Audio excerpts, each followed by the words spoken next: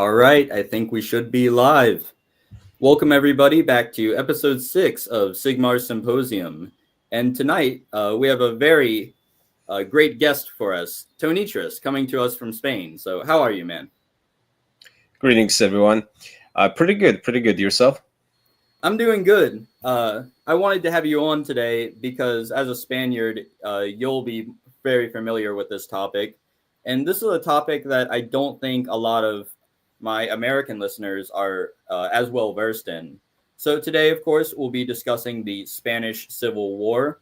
And I think this is an important topic to study. For one, it shows an example of the right triumphing over the left during the 20th century. And I think we can take a lot of lessons from how the Spanish right during this war defeated the left, even though the left controlled the government, the left controlled the capital city, but ultimately the hero of our story, Francisco Franco, was victorious. So, Tonitrus, do you have any other thoughts about why studying the Spanish Civil War is important? Yeah, absolutely. It is very important indeed. The left not only controlled Madrid and the whole politics of Spain, but also press, and by that, hearts of a lot of masses. They also had a lot of support coming from the Soviet Union and overall from the international Jewry. They had a lot of money being invested in propaganda being presented in all those newspapers and posters and so on. So it was indeed very difficult to make any changes to the perception of the people.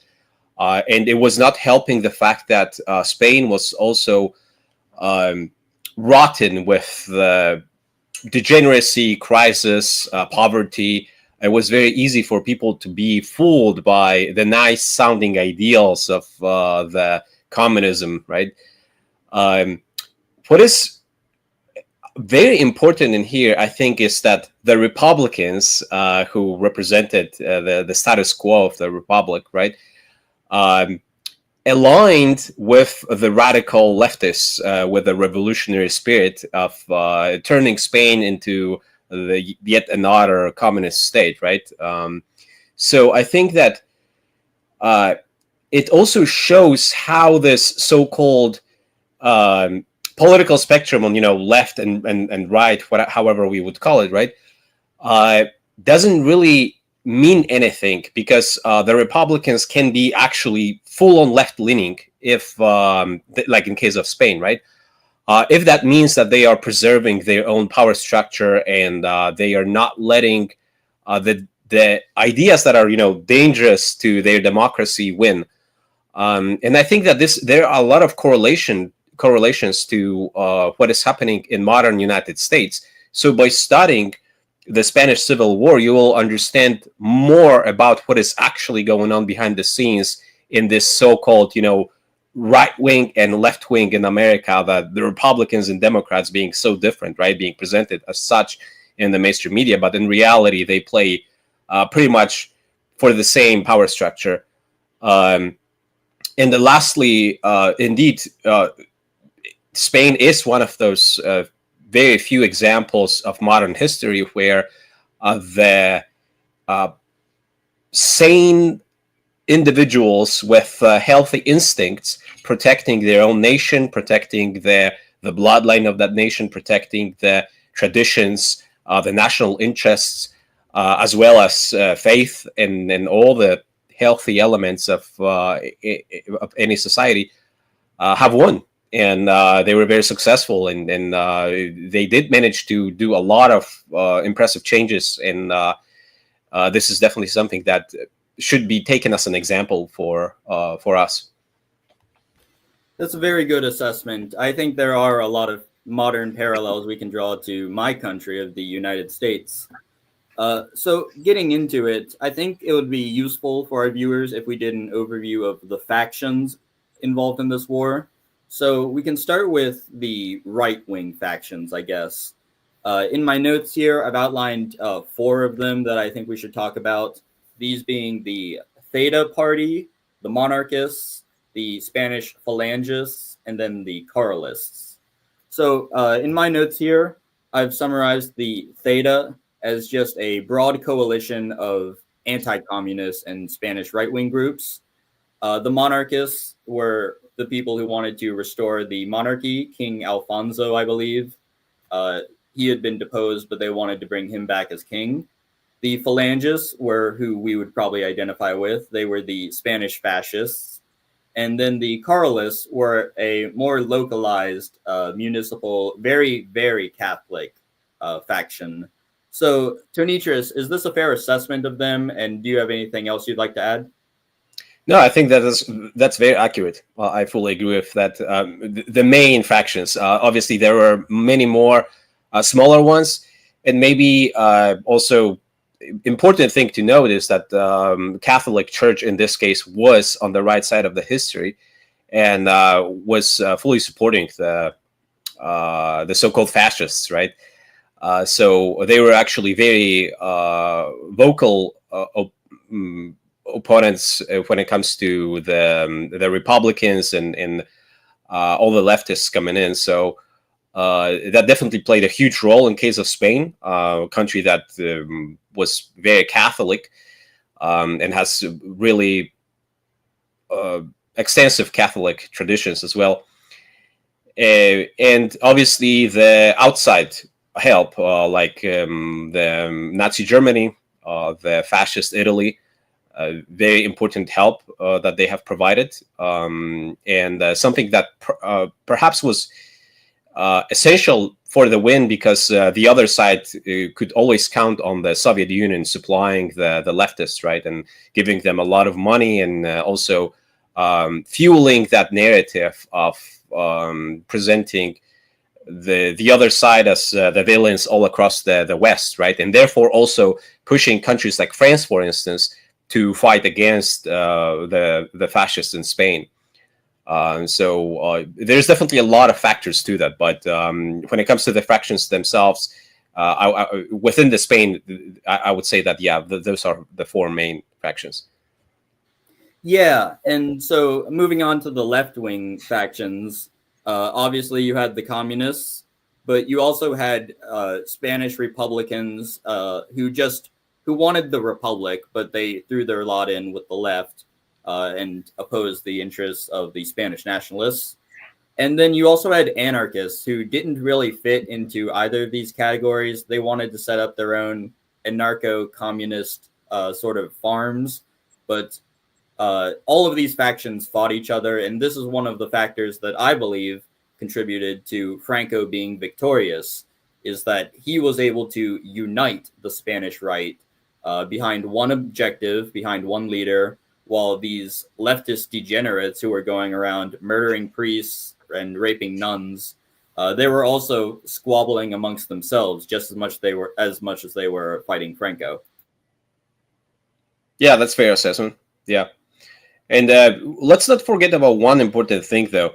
The early stage of Antifa was formed in Soviet Union, known, I think it was Anti-Fascist Alliance. I think that was the original name of them. They were sent to Spain, particularly. And they were also, they would fuel that destruction of the healthy part of Spanish society, right? They would be the ones doing a lot of nasty things to the Spanish people. So it always is very mind-boggling to me how this whole conflict is not viewed as literally Spain defending themselves from the international Jewry, as attacking Spain via their state of Soviet Union, because essentially that's what it was. That was the main. That was the main source of all the propaganda. That was also quite an important source when it comes to the physical force itself, as well as the military equipment. That was all coming from Soviet Union, directly sponsored by this whole really powerful mechanism of the Bolsheviks and the Soviets, right? So it was indeed a foreign entity attacking Spanish civilians and doing all those nasty things that we have mentioned, not only to the priests and nuns, but just regular Spanish people who wouldn't give into that ideology of leftism. Yes, I believe the Soviets called it Comintern or something. It was like the international pact of communist states and parties throughout the world, and they would finance communists in other countries such as Spain, and that would come to fruition during the Spanish Civil War when the nationalists had to take back their country.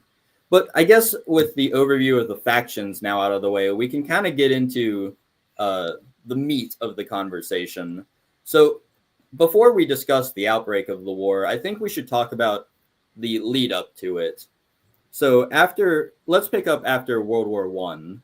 So Spain sat out of World War One. They were a neutral country, and at the time they were still a monarchy led by Alfonso II, I believe. They did have a conflict called the Pacification of the Rif, and the Rif is just this territory in the Spanish Morocco. It was a very bloody conflict. Lots of Spaniards died, although in the end they were successful. And this is the conflict where a young Francisco Franco distinguished himself as an officer. He was known for his bravery. He would be standing just straight up with a cane while everyone else was hunched down behind cover. And he miraculously survived getting shot in the stomach, thanks to fortune. So, Tonitrus, if you want to talk about any of those things, the pacification of the Rif or the rise of Franco, feel free to. Yeah, a lot of Spaniards despised Alfonso precisely for losing so many forces in Spanish Morocco. A lot of people view this as unnecessary. And also at that time, I believe that Spanish sentiments, excuse me, I believe that at that time Spanish sentiments were already past when it comes to defending places like Spanish Morocco. A lot of people didn't see any point in keeping those places because they would constantly create conflicts and problems.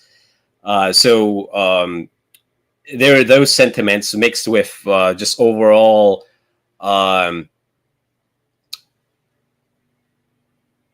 dissatisfaction with the fact that the great majority of the Spanish military was destroyed by that specific conflict. So after this whole thing occurred, Spain was no longer the same. Spain was, as a matter of fact, Spain was for a real long time in the process of becoming a very weak country. It's very far gone from the powerful colonizer, right, who had all those colonies all around the world. They have been successfully losing very important places all around the world. Those countries were gaining independence all across Latin America. Cuba was the last island that was still dependent from Spain. And then some colonies in Africa. So at the end of the day, Spain was just became a mere shadow of what it used to be. And this whole thing led to extreme poverty in some areas, especially rural areas in Spain. So it was definitely already after World War One, the climate in Spain was suitable for a revolution. People were very dissatisfied. They were very frustrated with the economical situation as well as with the overall politics. And there was not a lot of unity among Spaniards because everyone was divided when it comes to the view on the current affairs of Spain. Yeah, I think that's a good important point to bring up. Spain had been in this state of decline for almost a century, probably even more than that, a few centuries even. Before World War One, there was the Spanish-American War, where yellow journalism convinced the American population that the Spanish were committing atrocities. they weren't, but that's what the journalism told them. Then you had the pacification of the Rif, which we talked about. It was said that a Spanish officer would either come home in a casket or as a general. And so, because frankly, that's how many Spanish officers and soldiers were dying. Franco was one of the people who would come home in a higher position than he left. In 1928, he was given, or I should say, he was assigned as the chief of a military academy. And even though Spain was in a turbulent political climate and had a turbulent economy, Franco loved being this chief at the military academy. It was really his pride and joy. And then in 1931, this was by now, Alfonso had already fled the country. It was a Republican state. The Republican government shut down Franco's military academy, which earned the Republicans the ire of Francisco Franco. So now I guess we can kind of fast forward to 1936, which is the year that the war began. At the time of the outbreak of the war, Franco was in the Canary Islands, which is not on this map, but it's off to the left, past Portugal in the Atlantic Ocean. And we had the Republicans and the nationalists. There was this big election. This was going to decide the future of Spain.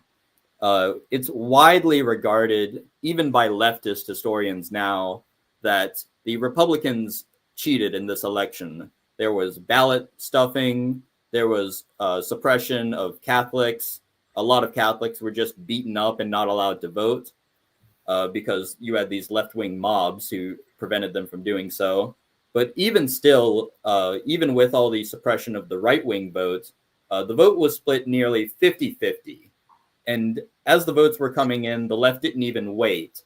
They immediately ran through the streets of Madrid and the various other cities saying that the revolution had started, and they started freeing criminals, looting businesses, burning the houses of right-wingers. And this is really when we see the war begin. So, Tonitrus, are there any other thoughts that you would like to add to this section? Yeah, very important fact to mention is that the Prime Minister of Spain from 1931 till 1936, until the war began, was Manuel Azaña. I think it would be very helpful for people to look at the physiognomy of that individual, Manuel Azaña. The guy looks like straight from Soviet Union. When you see, Trotsky and all those Jewish individuals, right? Very specific look with ridiculously thick glasses. That individual was a Mason. He was confirmed Mason. I don't think that there's any information, at least officially, out there claiming his Jewishness. But this is one of those cases where I'm pretty sure my radar is going off all the way. I'm pretty sure that he is one of those crypto Jews. And that individual was a Republican, right? He was obviously aligning with all those leftists and receiving the support of the Soviets. And magically, he decided to transfer 70% of Spanish gold to Soviet Union. 70%. So I think that this is an important fact to have in mind when talking about the riches of the Spain from the colonial era. That oftentimes I hear those very misguided opinions about Spaniards, that they have just been decadent because of all the gold. The gold just degenerated Spaniards. They had too much of it, and they didn't know what to do with it, and therefore, they just let themselves be what we are now, what we became now, right, in modern times. But that's not true at all. Simply, where there is a lot of gold, there's obviously a lot of actors who try to confiscate that gold, who try to take control over those riches, right? And that's exactly what happened in Spain. That cannot be a coincidence that an individual who's a Mason and who's very powerful in Spain decides to transfer most of that gold to the Soviets, right? And after losing, so much gold, obviously Spain becomes even poorer, right? And there are even less resources left in Spain to actually develop it, to actually secure the interests of the nation itself. So I think that this is a very important factor to always mention before the Spanish Civil War even begun. Certainly. It seems like he definitely had an animus against the native population of Spain, perhaps even a loyalty to a different ethnic group. So we had this prime minister who was doing that, although I think it would come back to bite him, because if he had kept that gold in Spain, he might have been able to purchase more weapons to fight Franco. So it's kind of fortunate that it worked out that way. It made Franco's job easier, taking back the country. And I guess we really should focus on the character of Franco, because he's the main hero of this story. So at the time, 1936, when the war broke out, he was still in the Canary Islands off in the Atlantic Ocean. He would fly to Spanish Morocco and then ferry about 20,000 troops, battle-hardened troops from years prior in the pacification of the Rif.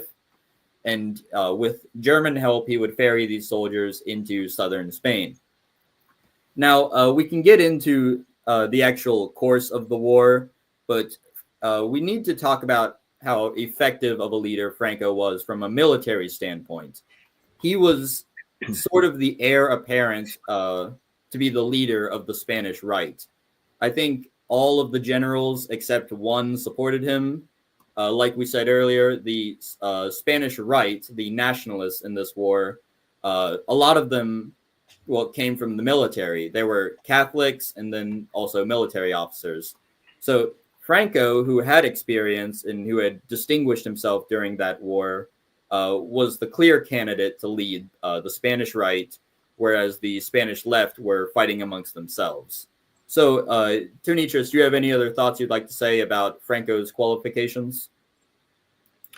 Well, when it comes to character itself, I think it's worthy mentioning that even though he was not a gigachat, he did possess a very important qualities that we always need to seek in our leaders, and also seek in people that we look up for, right? And we listen to.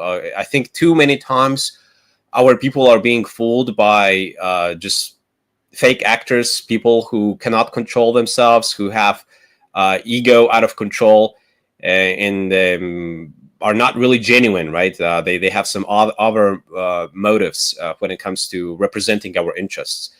In the case of Franco, he was very genuine. He was humble, and yet he was very intellectual. He was definitely very high IQ. He knew what a strategy is. He was not someone who would make impulsive decisions. All those factors are extremely important. Not impulsive, high IQ, humble.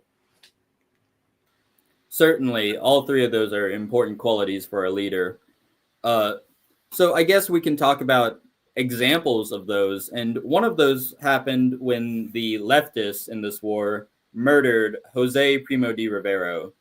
He was a leader of the Spanish Phalangists at the time until he was murdered. I believe he was a general. I could be wrong about that, but I think he was. And yeah, I think that was the case. So he was murdered by these communists and these anarchists, but Franco, he used his murder to help the right-wing cause. He depicted Primo de Rivera as a martyr for the cause, kind of like how knights during the Reconquista, they would die, but they were defending Spain from these Muslim invaders. So I think that shows Franco's tact and his skill for politics, in addition to his military wisdom and his tactician skill. Yeah, absolutely. That's a very important point to make. It's a very common mistake that the anti-European tribe with small hats oftentimes commit, meaning that they go too far. they cannot help themselves, and they just start murdering their opponents, creating murders, letting people know very well what is actually going on, right? That this is not a joke anymore. They will go after you if you don't start defending yourself, and they will go after you if you don't align with their sick ideology. So that's precisely what happened, and I do believe that that murder was actually something that helped the nationalists to win. I certainly think so, and Franco was sure to use it to help his cause. So, getting into the actual course of the war, the Spanish nationalists had some help, notably from Germany and Italy. The German Condor Legion flew bombers in here, and they also sent troops to help the nationalist cause. The Italians did as well. They weren't as effective as the Germans, but they still helped. And then you even had some other groups, like some Americans and some Irishmen, but they really didn't do anything too important. It was mostly the Germans and the Italians who were helping the nationalists. Now, the campaign that Franco had started was going quite well. He came up from the south and took all of these areas in light gray relatively quickly. And then he had a choice. He could march on Madrid and take the capital, and this is what all of his generals wanted him to do. They believed it would end the war, but Madrid was also the most fortified Republican city during the war. And Franco, to everyone's surprise, told his generals, no, we're marching on Toledo. So there is some significance to this, and we'll get into that shortly. But Tonitrus, why is the city of Toledo so important for those who aren't familiar with Spanish history? Well, the gates of Toledo. I believe that might be the building, what it's called. Yeah. Well, I think that this is actually a great example of something much broader in here, showing the nature of a true leader who is not about the spectacular effect, right? He's not about the flashiness, rather about the effectiveness. So that's precisely why he decided against going straight to the Madrid, who that would be actually very effective, right? To let the other side know that we are attacking your most guarded place, and we are taking over the capital city. But he was very strategic. He was very patient, right? He was he preferred to take Toledo because it is more strategically sound to have a control over the city that was not as well guarded as Madrid at the time. So it was, I believe it took him. Well, I don't actually remember the amount of time, but it was a pretty short time that he was able to take over Toledo, right? I believe so. And I think there is some historical significance here that we can enlighten for our viewers. During the Reconquista, Toledo was a very important city. It was, I believe, the site of a major battle where the Christians took it back from the Muslims. And during 1936, as all this was happening, there was a building, you can correct my pronunciation if I'm wrong, but I believe it's called the Alcafa building. And in that building, there were a bunch of Spanish nationalists, not even nationalists, just ordinary citizens who refused to go along with the communist rioters. So they had gathered in that building and were holding out in the city of Toledo, even as the Republican army was all around them. The Republicans had been bombarding them with artillery for weeks on end, and they were still holding out. So Franco, who wanted to kind of embody this guy named El Cif, I think, who was a knight during the Middle Ages, he decides, no, we're not going to attack Madrid. We are marching on Toledo, and we're going to free the Alcafa building and all of the nationalists and citizens within there. So he's very quick in his attack, like you said. He's very effective. The left is routed. They are forced to retreat. And Franco is welcomed by these people in the Alcafa building as, well, honestly, a hero. He had freed them from all of these rapists and murdering degenerates who were fighting for the Republican side. So I think this also helped his image, just like he used the murder of Primo de Rivera to help the nationalist cause, painting him as a martyr. Him choosing to free the city of Toledo when he could have marched on Madrid made him seem even more like a hero, and like he's aware of the struggle of the people in all of these red cities, and he wants to help them out. So feel free to pick apart anything from that you want. No, that's correct. And actually, I wanted to circle back a little bit, since you have mentioned the outside help that Spain received. I honestly, I did not know that there were some Irish and American people helping the nationalists in Spain. So I'm not, like I said on the beginning, I'm not by no means, I'm not a specialist on the Spanish Civil War. I'm not an expert on this topic particularly. But I know that a very important factor was Portugal itself. Portugal has realized that it's very dangerous for them to be surrounded by the communist state. And since a lot of communist revolts were successful in the north, that are pretty close to Portugal, like Asturias, which is not bordering Portugal, but still close enough for them to get worried about the changing situation in neighboring areas. They actually help a lot Spain as well, much as they could, even though obviously they are a much smaller country and they didn't necessarily but they were indeed important, because it would be a whole other story if Spain would also have to deal with their neighbor to the west, right? That will make things much harder. And because Portugal was pretty much an ally to the nationalists, all those parts that you see in gray in here, meaning that surrounding Portugal, were never really a threat that they would become communists. The nationalists didn't really have too much of a pushback in those areas. So the Western Spain, as well as the Southern Spain, was pretty much the stronghold for the nationalists. And I do believe that Portugal, being on the right side of the history, played a big part in it. And also, actually, something that I wanted to mention right on the beginning, as a Spaniard, I will be honest with you, it's much harder for me to talk about the Spanish Civil War than to someone who is an outsider and who is able to pick up right books and right perspective on this topic.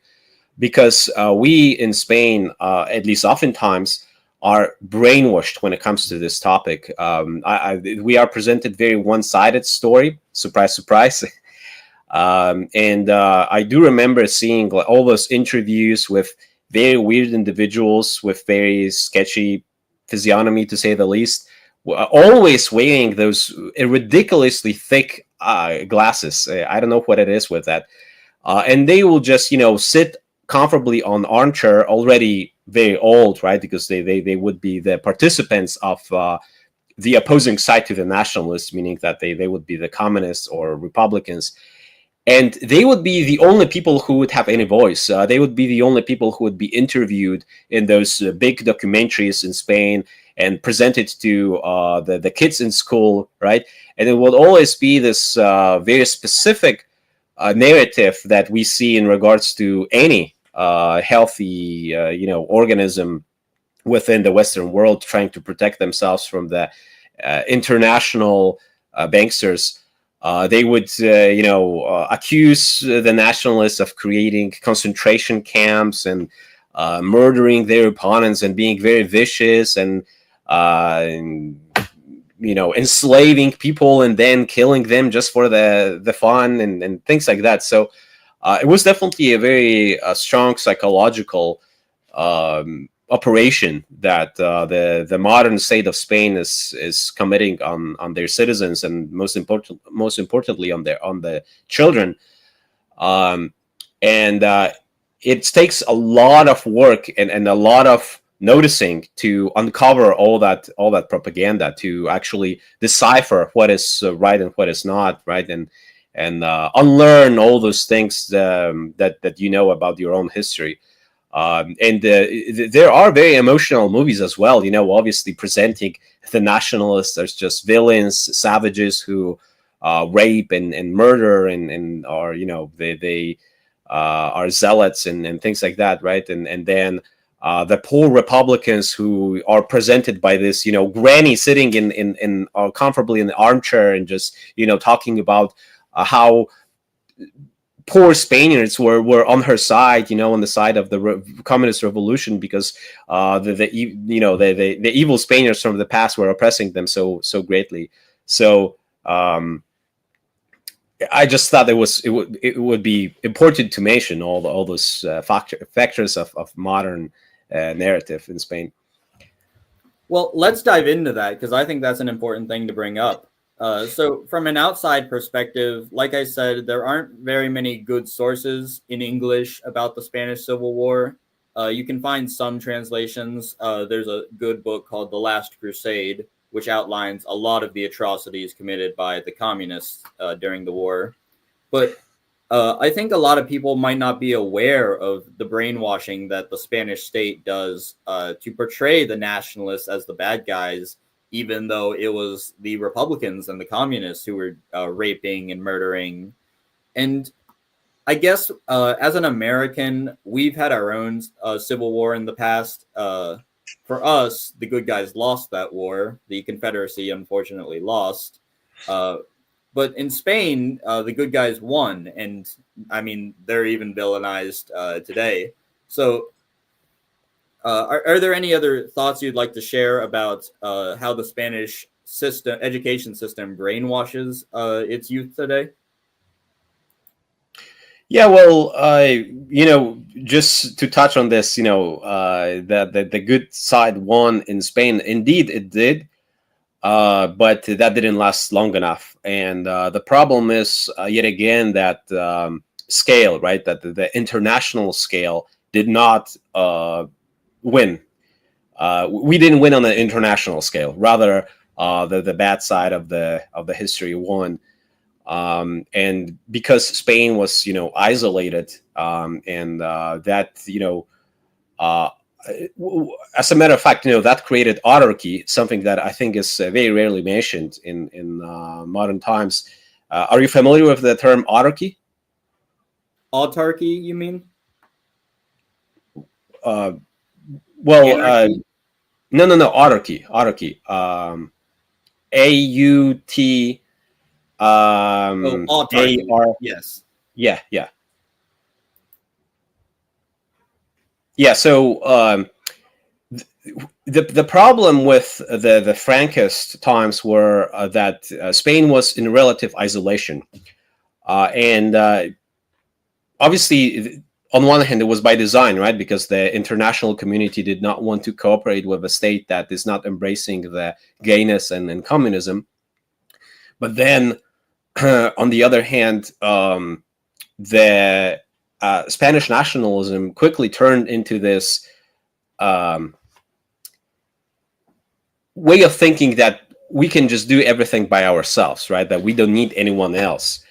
And that's a very common problem, something that actually also should serve as a warning for all of our people, for all of our nations in modern times, that surely, we could, theoretically speaking, be self-sufficient, right? And have an autarky. So autarky is, well, in Spanish, we know it as autarquía. It refers to self-sufficiency, right? That we are just on self-sufficient mode, and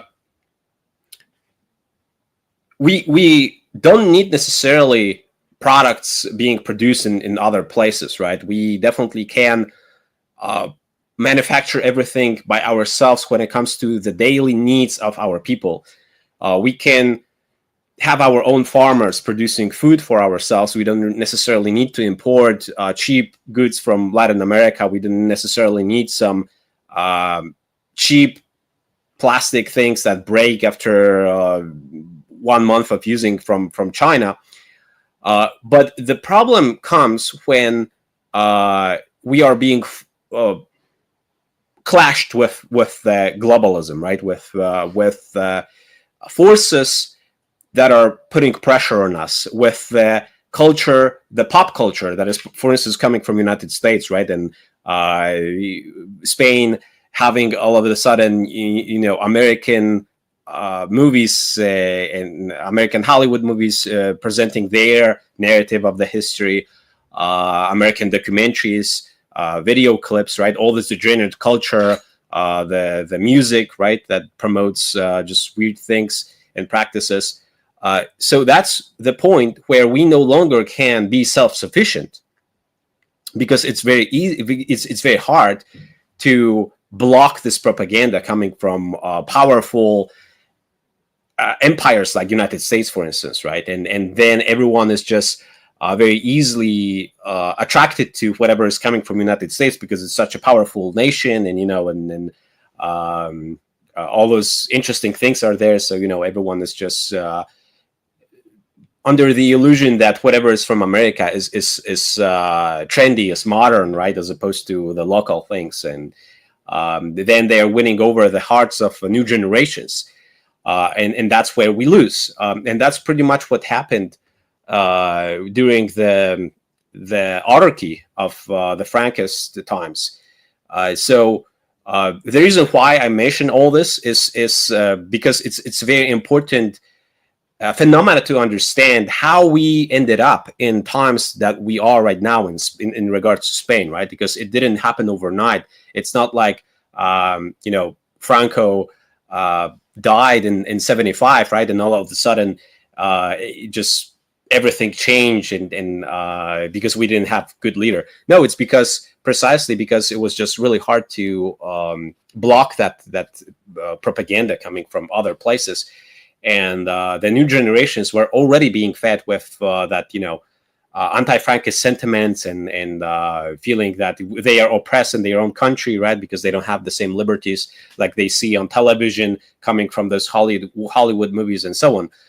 So hippies were in a way transferred into many of European nations via the pop culture from United States, right? That it's just cool to be a child of a flower, right? The flower children, or and it's cool to just be so-called sexually liberated, right? And just do all those things that you see on TV screen.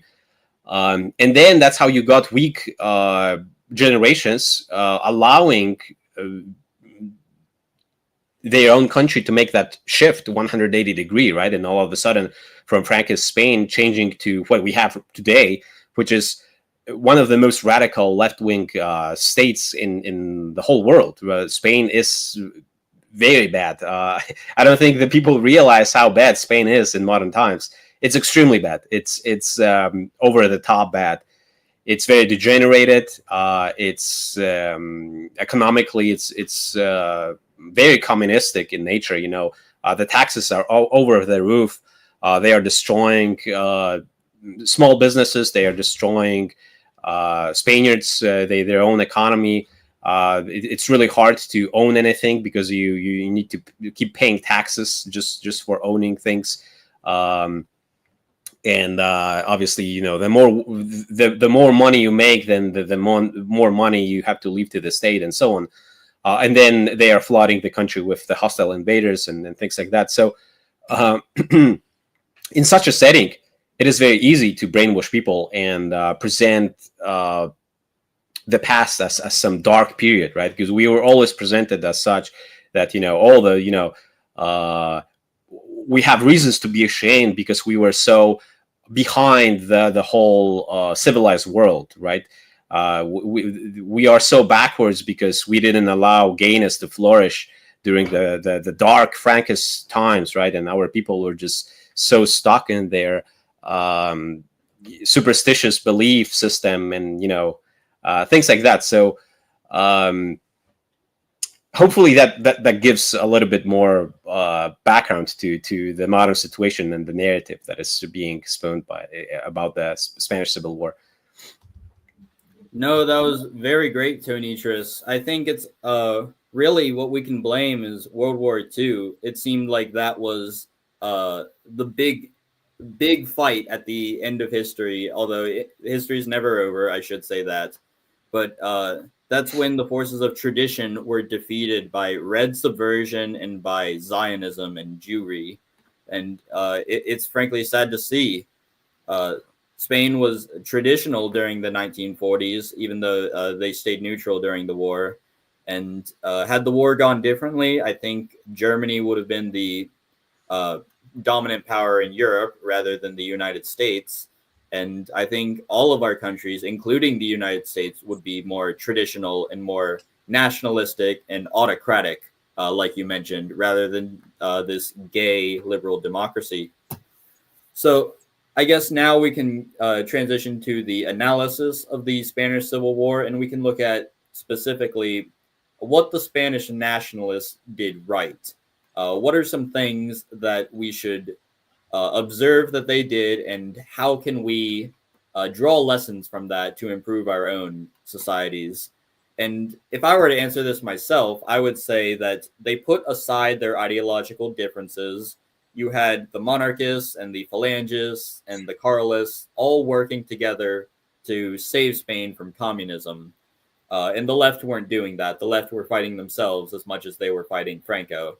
So, Tonitrus, what would you say are the main lessons we can draw from the Spanish Civil War?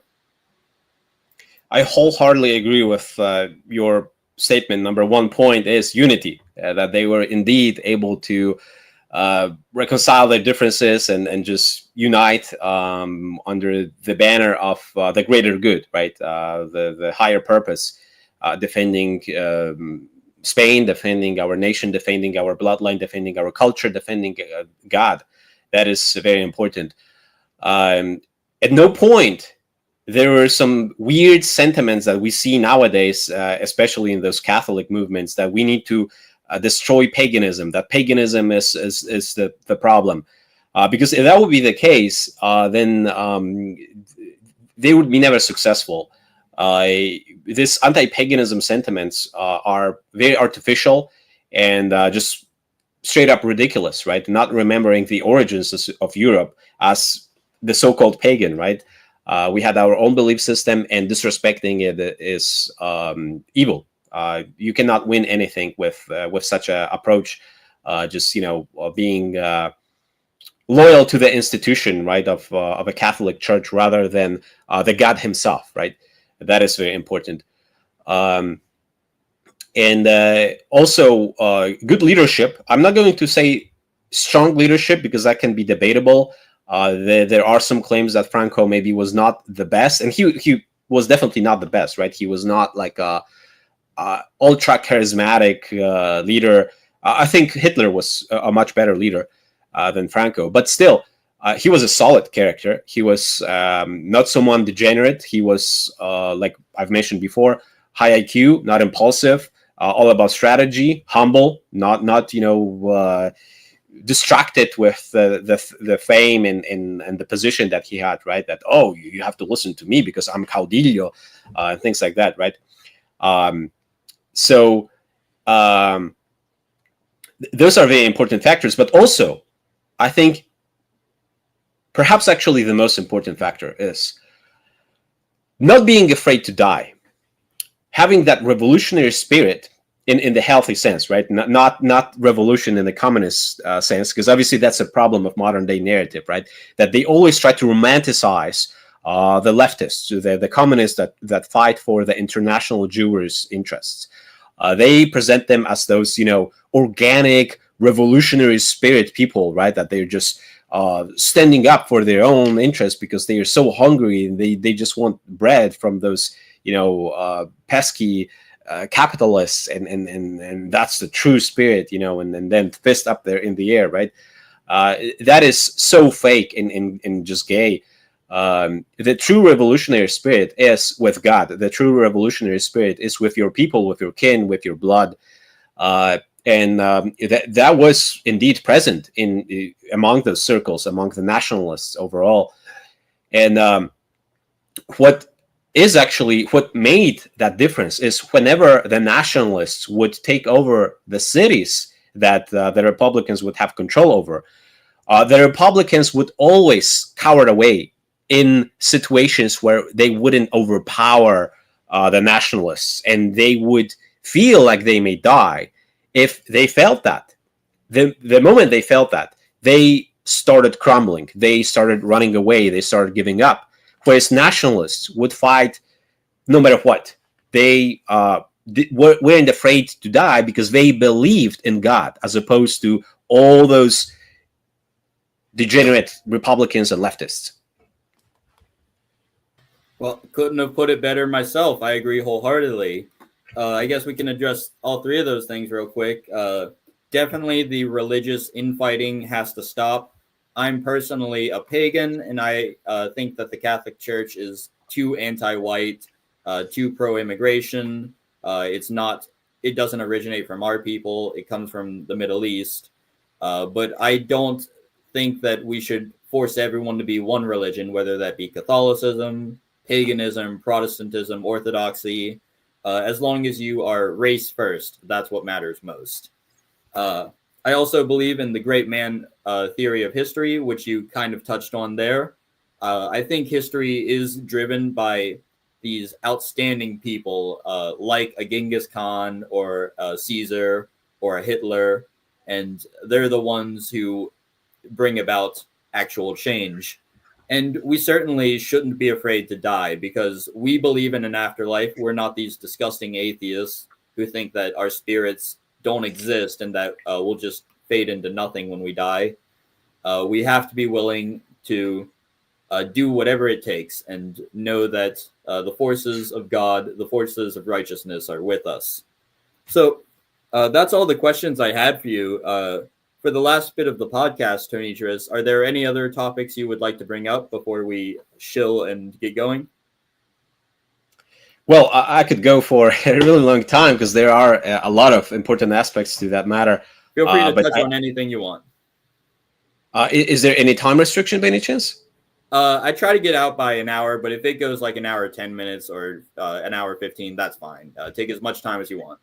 Okay, so maybe I have 2 points. One really quick would be to add to what we were talking about, the reasons why the nationalists were so much, were successful, right? Was also a very important aspect of militarization. So Falanga itself comes from the Greek and Latin term phalanx. Phalanx means like a battalion, battle order, or array. And indeed, those groups, like Falanga, were structured purely on that militaristic ideal, right? That they were, their main purpose was militarism, and they had no doubts that that's the way moving forward. They didn't believe in political solution, right? But at the same time, they weren't stupid, right? They weren't just some thugs on the street yelling at people or being disorganized or just, attacking random people or just praising violence itself, right? They were very well trained, very organized, and inspired by the ancient tradition of European warrior spirit. And I think that this is also very important to point out, that it's phalanx. That is what is the origin of Falanga, I think a lot of people tend to forget about it because I see modern day Falanga movement. I've seen some really bad takes from some people who claim to be Falanga in modern Spain. They are essentially like communists, kind of like Wignat communists, something like that, that they want centralized economy. They want free gifts from the government, but just for white people, kind of something like this. That's very interesting. I don't know enough about the modern day Phalangist movement to really opine on that. I do think there is something there, though, about being a phalanx, just as the Greeks would march in phalanx position so that they could get to their objective while keeping all their troops alive so they could take the objective. We need to sort of envision ourselves doing that on a political level. We need to march as a phalanx, and really, we can't be individualists. That's what I'm trying to say. We need to see Absolutely. ourselves as a collective unit. Absolutely. Yeah, 100%. And we need to be tasked. We need to know our place. And excuse me. I think that oftentimes this is a problem that people don't know their place, and they especially, you know, if someone is a product of modern system, they may feel like they're good for nothing, because indeed that's the whole purpose of the system, right? To make you useless, to make you fully dependent on the system. So then if you want to break out from the system, you quickly realize that you're just useless, right? in a real life community. And that's why it's so important for our people to always try to be the best version of themselves. And one of the best places to start is always your physical well-being. Good diet, exercise, take care about your physique, about your strength, about your reflex, everything, right? Go out there to the wildlife and breathe the fresh air, and walk around, you know, run around, whatever you can do. That will give you the at least healthy body, which already makes you more useful than a couch potato, right? Because you're at least able to move around and you know, be more useful in the potential combat. But then you know, we cannot be led by gestures, and I think that this is also the curse of modern times, when you have the Jewish social structure based on celebrities, right? Whoever has well, maybe not even like fame, but just overall, I guess the whoever is recognized, let's put it this way, right? Whoever is recognized by others, that means that person is worthy of listening, right? So whoever, whatever celebrity has millions of dollars and is appearing on the TV screens and on billboards, then that means that person made it, climbed the social ladder, right? And then they're on top. So you have to listen to them, because you're on the bottom. And that's why we see people who are trying to attract as much attention to themselves as possible, and then the masses blindly follow that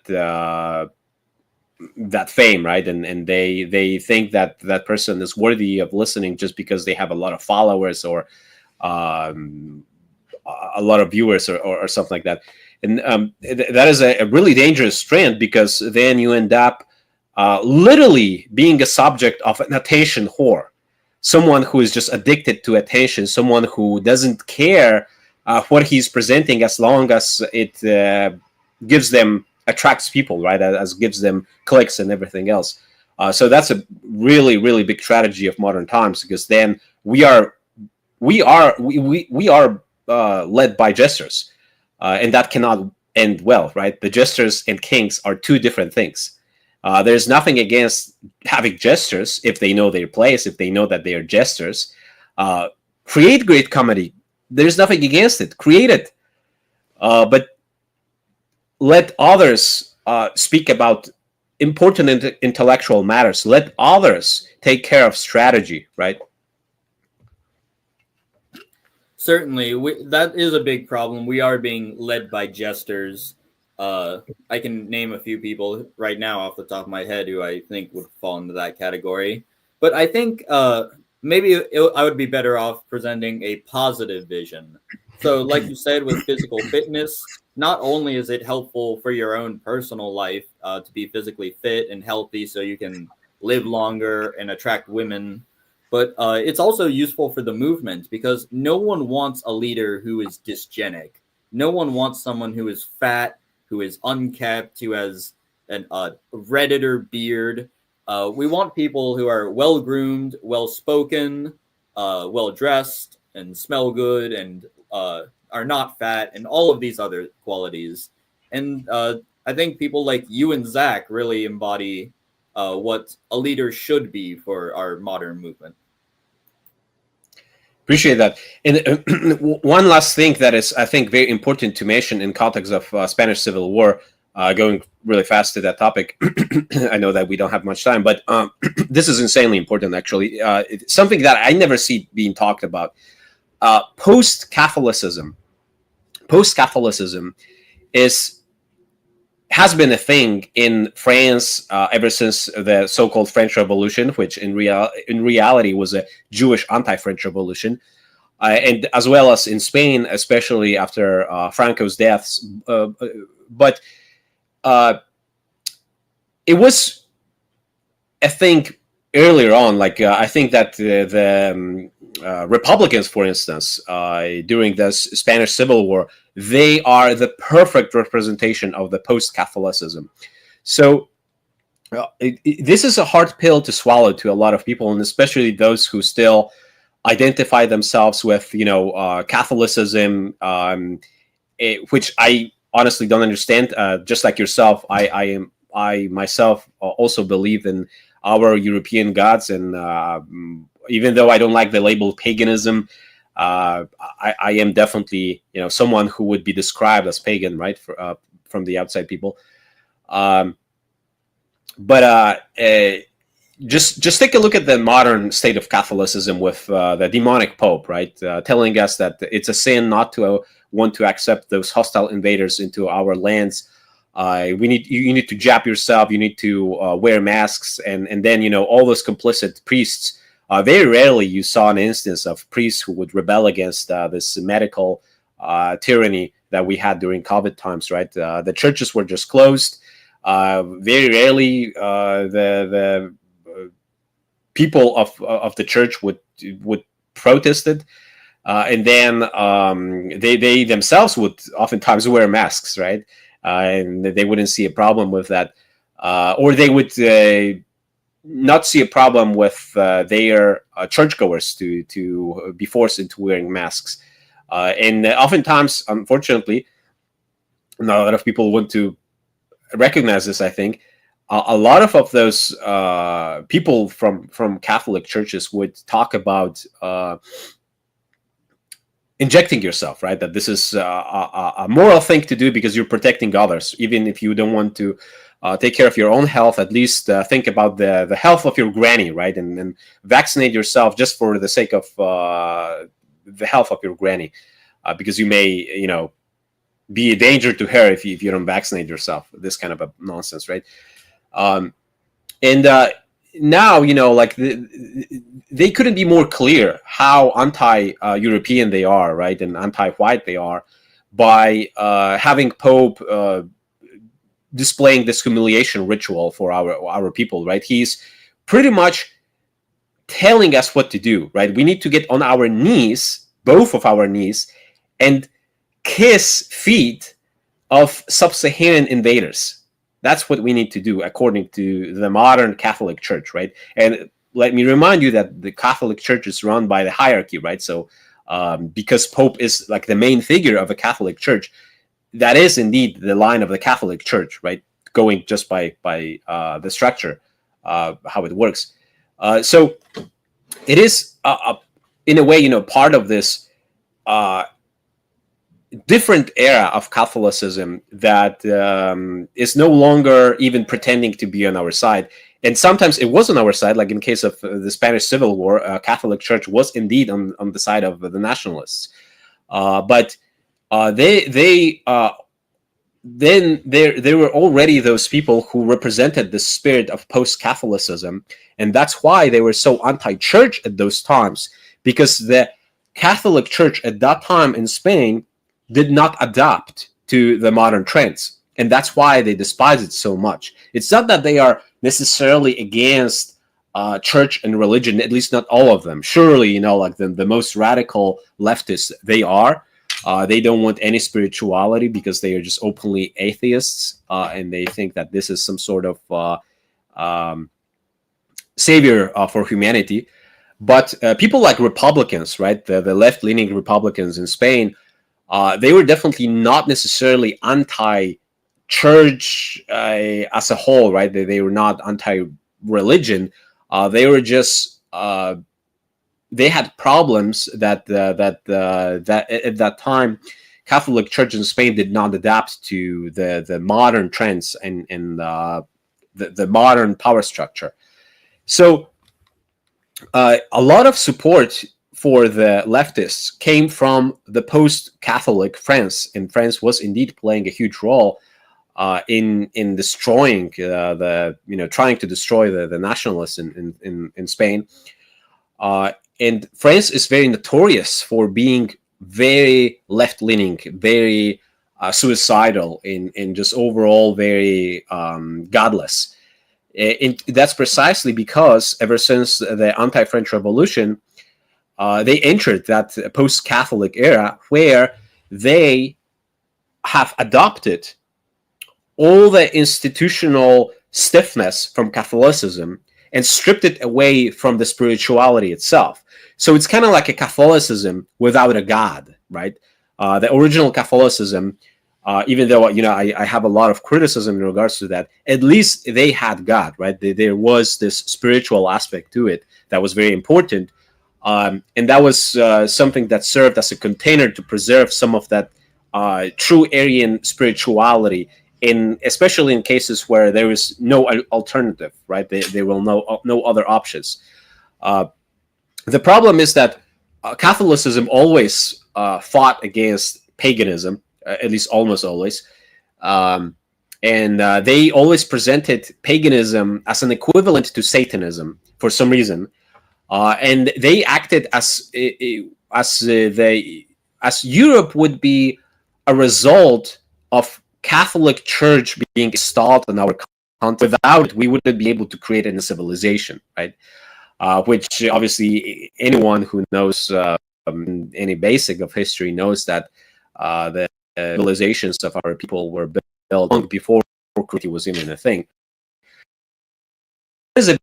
Because that clearly sends a message that as long as you adopt the values of this religion and you subject yourself to the institution of a Catholic Church or any other Christian church, then you're a civilized human being who is able to replicate the success of the Europeans.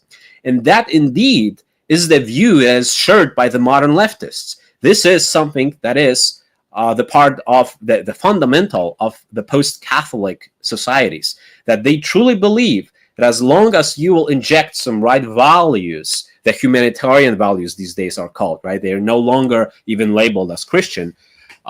Then you're able to turn even the lowest IQ savage into an equal human being that will be able to maintain a civilized society and create a civilization with us, right? And this is precisely what we see in those circles in Europe, thinking that there's no difference in allowing all those savages coming to Europe because they're just like us. It's just a matter of them integrating into our societies. There are no racial differences, right, whatsoever. So this is what I mean by the post-Catholicism, that they have adopted that very dangerous indoctrination, that very dangerous dogma that they have been spewing from the beginning, that it's Europe is built on Christianity. Before Christianity, they were pagans who were savages and they were purely satanic, right?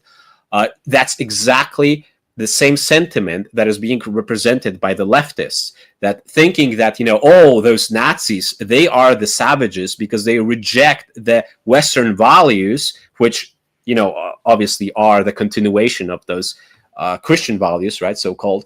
And they are rejecting those values, and they are not allowing other people to share those values that we just have a privilege to be born in this place and just absorb those values, and we just want to keep it for ourselves. We don't want to share them with other misfortunate people, right?